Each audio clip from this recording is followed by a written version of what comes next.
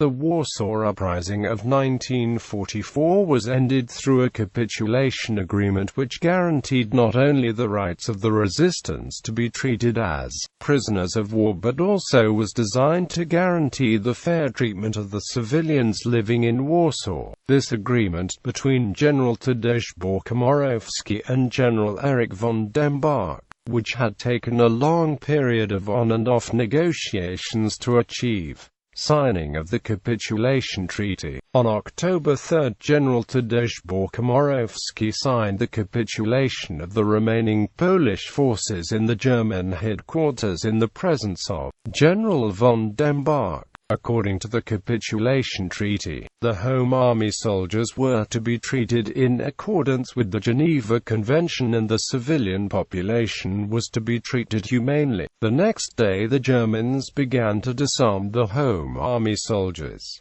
Most of them were later sent to POW camps in various parts of Germany. At the same time, the civilian population was resettled to concentration camps west of Warsaw. Many soldiers, fearing German atrocities in captivity, chose to blend into the civilian population, escape Warsaw among them and continue the fight later. Reasons for failure. There are several factors responsible for the failure, although there is no consensus about all of them nor the relative importance. One of the main reasons for the collapse of the uprising was the lack of support from the Soviet Red Army. Soviet assistance to the Home Army on the Eastern Territories was limited to small collaboration on a tactical level at best, with common incidents of shooting or imprisoning of Home Army soldiers after the area was seized by Soviets. During the Warsaw Uprising, the Red Army stood on the other bank of the Vistula River and only elements from the Polish One Army Wojska Polskiego attempted to make a crossing and received artillery support. The Soviet High Command did not allow pilots from the RAF and the Polish Air Forces to use Soviet landing strips. After the initial radio and leaflet propaganda campaign, the Moscow-backed Wonder radio station remained silent until the very end of fighting. It has been argued that the Soviets deliberately allowed the Germans to defeat the Home Army in order to eliminate a force in Poland which would oppose the communist puppet government the Soviets planned to install in Poland. This is consistent with later Soviet treatment of many Home Army soldiers, who were usually imprisoned, tortured and executed. See Operation Tempest for aftermath of other actions of that operation. The decision to begin the uprising can be viewed more as a political one than a military one. The decision to start the uprising was rushed several times. First on the 20th of July, when plans for Operation Tempest were changed to include Warsaw. Then on the 31st of July, when exaggerated reports of approaching Russian forces convinced some decision-makers that if they did not start the uprising soon, it would be too late to aid the Russians and make a stand. Due to this rushed change of plans, personnel and ammunition available at the time of W